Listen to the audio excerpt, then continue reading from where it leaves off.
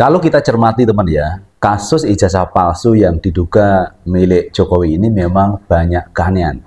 Terutama keanehan yang terjadi pada timnya Pak Jokowi. Seperti contohnya video yang satu ini.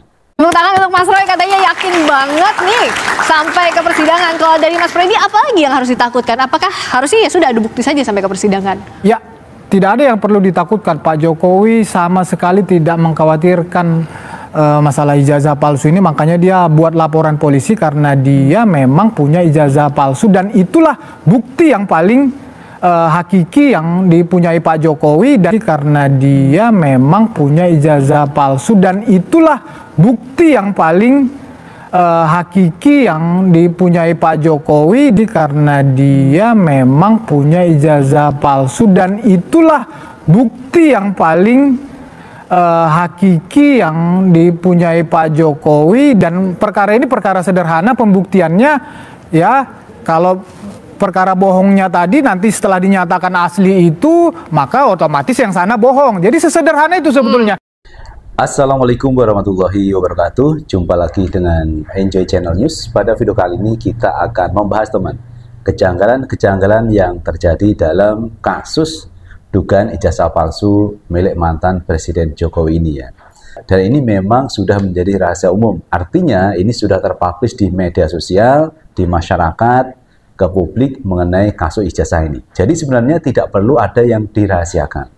Jadi untuk apa Pak Jokowi itu kok menyembunyikan ijazahnya? Saya pikir juga tidak perlu. Karena kalau kita lihat di beberapa media sosial juga sudah terpublish teman ya, ijazah mantan Presiden Jokowi. Apakah ijazah itu sama atau tidak? Tapi yang pasti banyak masyarakat yang sudah melihatnya. Nah, teman-teman, ada kejanggalan yang pertama ya, yang pernah disampaikan oleh Projo ini ya. Projo meyakini bahwa Pak Jokowi itu punya ijazah palsu.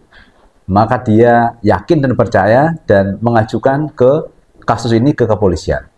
Jadi Projo ini yakin kalau Pak Jokowi itu punya ijazah palsu. Walaupun saya tahu teman, maksudnya ini adalah Pak Jokowi itu punya ijazah asli. Makanya dia berani melaporkan ke kepolisian.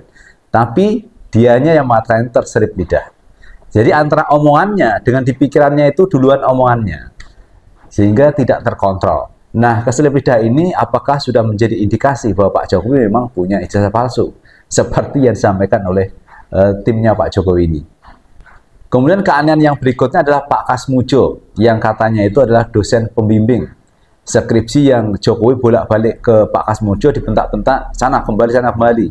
Dan Pak Jokowi mengatakan galak bener nih dosen ini.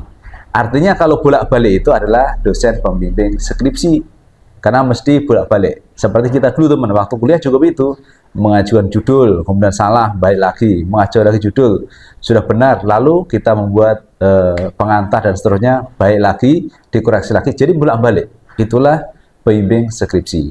Dan Pak Kasmujo waktu itu manggut-manggut, artinya Pak Kasmujo itu mengiyakan yang disampaikan oleh Pak Jokowi. Makanya Pak Kasmujo itu digugat oleh Komardin ke Pengadilan Sleman. Gugatan perbuatan melawan hukum.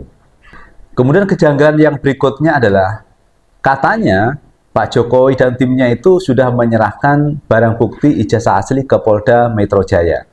Tapi pada saat wawancara kemarin teman ya, pihak Polda mengatakan bahwa yang diberikan itu adalah fotokopi. Fotokopi bukan ijazah asli.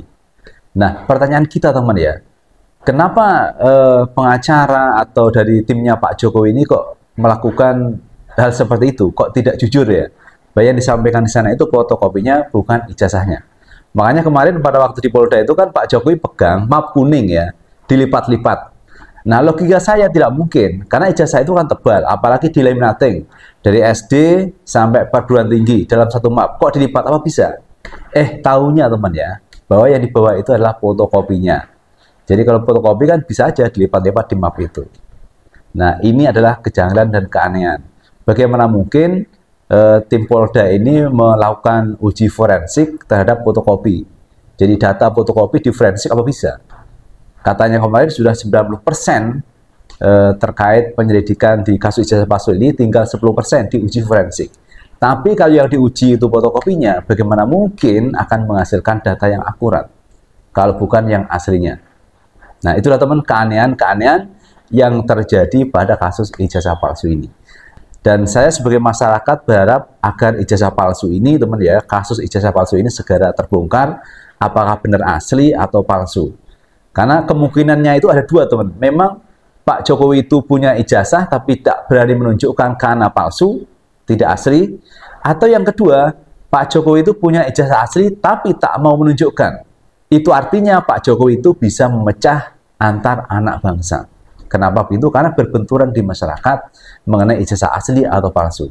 Andai kata Pak Jokowi langsung menunjukkan, ini loh ijazah saya, maka semua polemik itu akan segera selesai dan pihak Bareskrim terus melakukan uji forensik dan ini akan cepat kelar apakah asli ataupun palsu.